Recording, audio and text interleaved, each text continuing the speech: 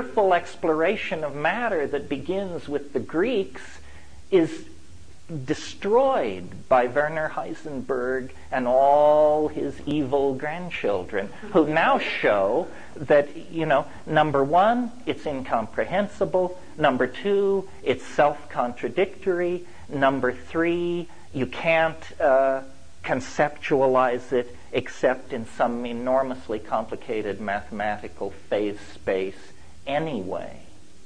So this concern for the materiality of the saucers is a completely anachronistic issue.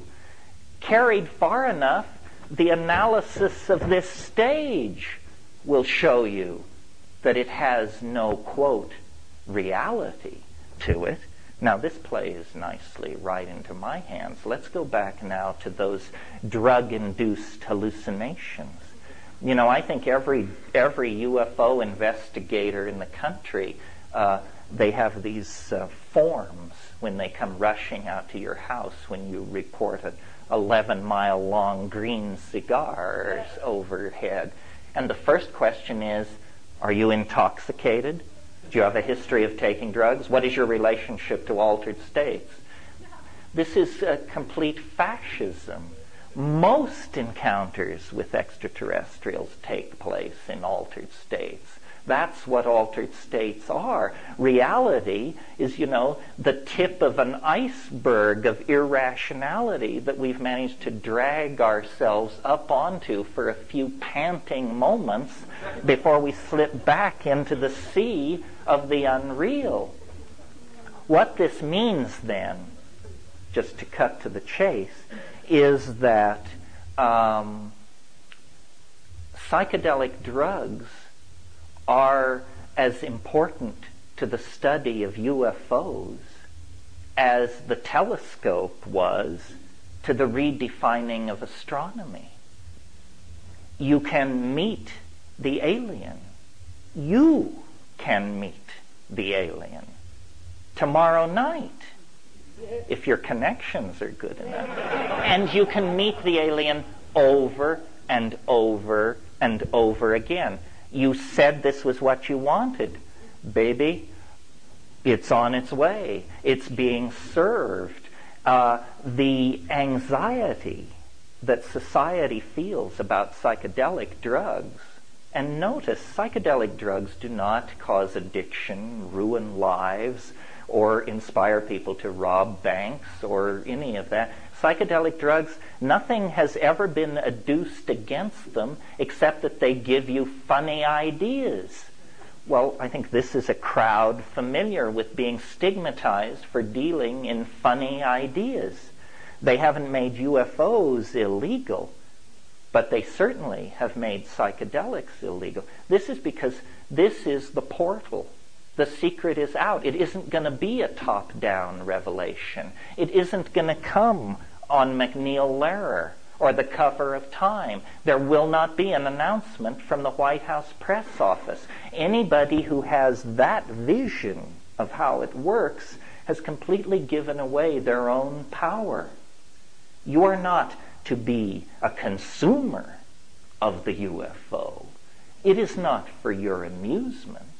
It is for your transformation. And you can play the game of waiting with the uninitiated, or you can simply go look at the end of the movie.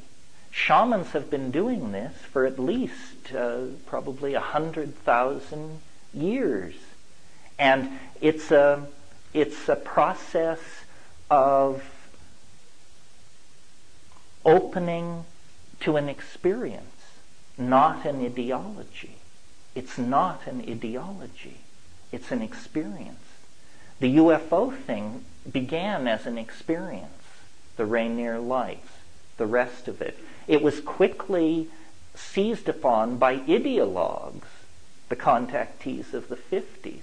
Now there are new ideologues. The problem is everybody claims too much information. Where does it end?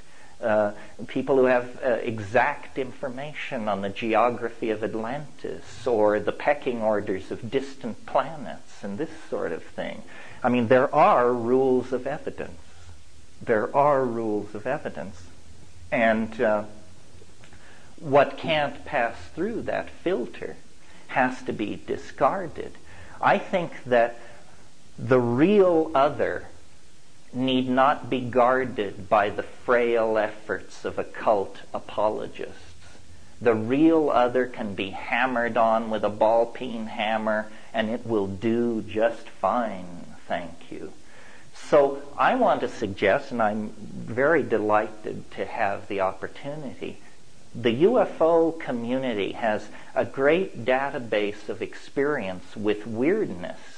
Now you need to just take it one vibratory level over and cut your teeth on what we've been putting up with for years, which is these alien entities that are so easily contacted and dealt with through the intercession of the psilocybin and DMT family of compounds.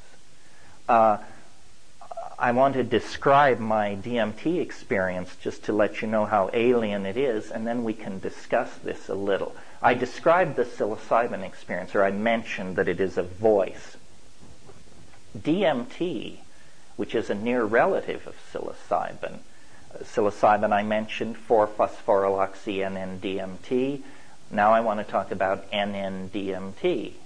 This is a compound, the commonest hallucinogen in nature. Note that, because if an alien were spreading hallucinogens around, this would be the one to look at.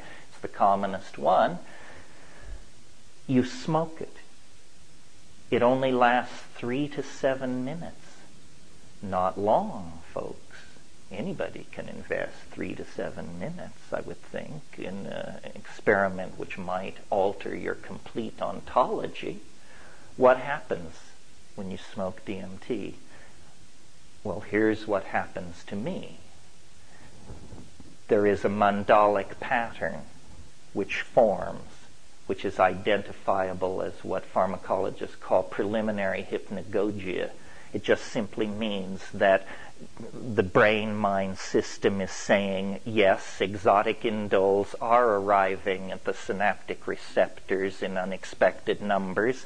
Yes, we are monitoring this situation. Yes, yes, yes. Okay. That goes on for about 30 seconds, and then you are propelled through it into a place. A place, not a state of mind, a place. And this place has its low. It's no higher than this ceiling. And it's actually about the size of this room, but rounded, soffitted lighting, indirect lighting.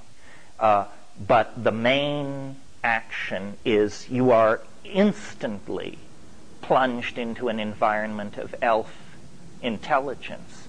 Self-transforming machine elves, I call these things, or tykes, just for want of a better name. They are not cheerfully portrayed and suitable material for t-shirts and coffee mugs. They are self-transforming, jeweled basketball-like things. It's not clear they are made of matter. They are made of light. Their status on the phylogeny of biology is extraordinarily murky.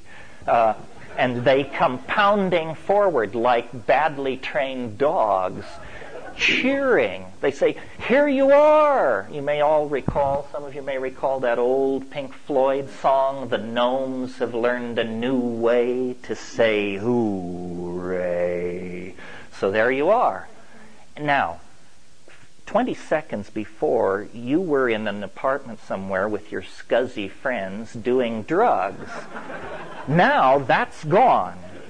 And you are in this place being confronted by these entities. And one of the things they do that's quite disconcerting is they come jumping up or dribbling up to you, and then they will sort of vibrate in place. Then they jump into your chest. Then they jump back out. But the main thing is they are doing something very, very